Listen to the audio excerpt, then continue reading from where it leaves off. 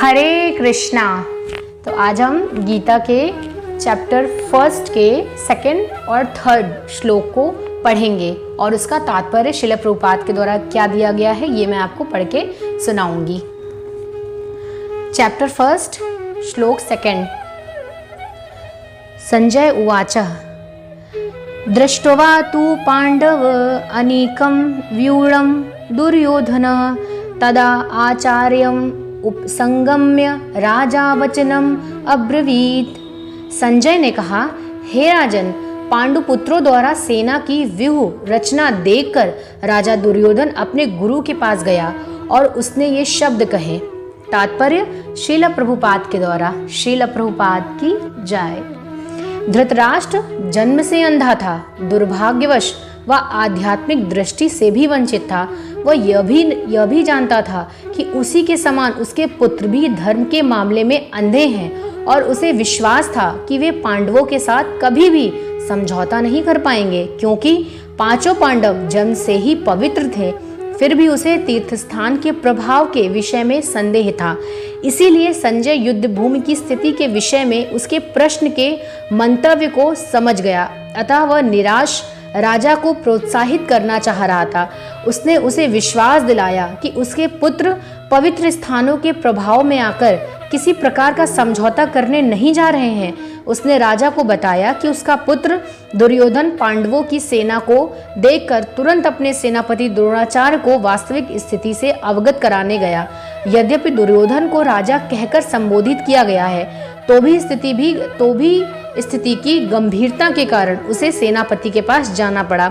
अतएव दुर्योधन राजनीतिज्ञ बनने के लिए सर्वथा उपयुक्त था, किंतु जब उसने पांडवों की व्यूह रचना देखी तो उसका यह कूटनीतिक व्यवहार उसके भय को छिपा न पाया।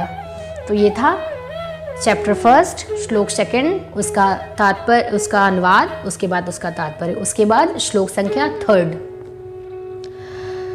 पश्य एतां पांडुपुत्राणाम् आचार्य महीतां चमूम व्यूढां द्रुपद पुत्रेण तव शिष्येण धीमता। हे आचार्य, पांडुपुत्रों की विशाल सेना को देखें जिसे आपके बुद्धिमान शिष्य द्रुपद के पुत्र ने इतने कौशल से व्यवस्थित किया है। तात्पर्य श्रील प्रभुपाद के द्वारा। श्रील प्रभुपाद की जय। परम राजनीतिज्ञ दुर्योधन महान ब्राह्मण सेनापति द्रोणाचार्य के दोषों को इंगित करना चाहता था। अर्जुन की पत्नी द्रौपदी के पिता राजा द्रुपद के साथ द्रोणाचार्य का कुछ राजनीतिक झगड़ा था। इस झगड़े के फलस्वरूप द्रुपद ने एक महान यज्ञ संपन्न किया, जिससे उसे एक ऐसा पुत्र प्राप्त होने का वरदान मिला जो द्रोणाचार्य का वध कर सके। द्रोणाचार्य इसे भलीभांति जानता था, किंतु जब द्रुपद का पुत्र धृष्टद्युम्न युद्ध शिक्षा के लिए उसको सौंपा गया तो द्रोणाचार्य को उसे अपने सारे सैनिक रहस्य प्रदान करने में कोई झिझक नहीं हुई। अब धृष्टद्युम्न कुरुक्षेत्र की युद्ध भूमि में पांडवों का पक्ष ले रहा था और उसने द्रोणाचार्य से जो कला सीखी थी उसी के आधार पर उसने वह व्यूह रचना की थी। दुर्योधन ने द्रोणाचार्य से इस दुर्बलता की ओर इंगित किया जिससे वह युद्ध में सजग रहे और समझौता न करे।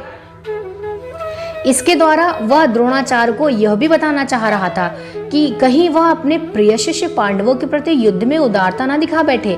विशेष रूप से अर्जुन उसका अत्यंत प्रिय एवं तेजस्वी शिष्य था। दुर्योधन ने यह भी चेतावनी दी थी कि युद्ध में इस प्रकार की उदारता से हार हो सकती है। तो ये मैंने चैप्टर फर्स्ट के सेकंड और थर्ड श्लोक आपको रीडिंग की आपके सामने, और जो तात्पर्य श्रील प्रभुपाद ने श्रीमद् भगवद गीता यथा रूप में दिया हुआ है वो मैंने आपको बताया।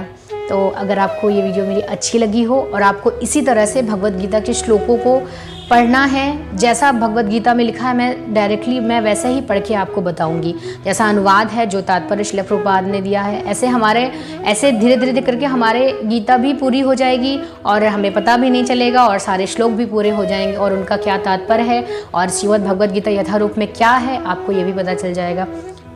अगर आपको मेरी ये वीडियो अच्छी लगी है और आपको आगे ऐसे ही गीता के श्लोक और कई वीडियोस ऐसी देखनी है तो please subscribe my channel, like and share this video and हाँ please friends chant Hare Krishna Krishna Krishna Hare Hare, Hare Ram Ram Ram Hare Hare. Thank you so much for watching friends. Hare Krishna and be happy. Hare Krishna.